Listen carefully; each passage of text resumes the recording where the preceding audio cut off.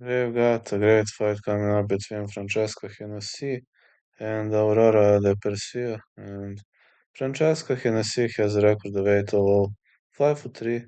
She defeated Ellie Butel, Fabiana Betici, Carol Camila Campos, Ana Carla Moraes. Only one victory via doctor stoppage, all victories via decisions. And Aurora De Persio destroyed Chloe Elizabeth Smith, Sara Del Vecchio, Giacomo Cordio.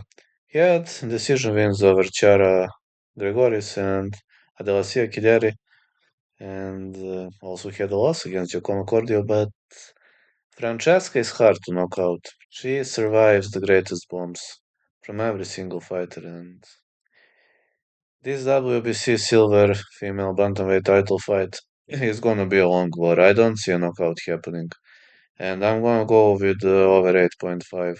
These chicas are strong, but I have to go with Francesca Hennessy via decision.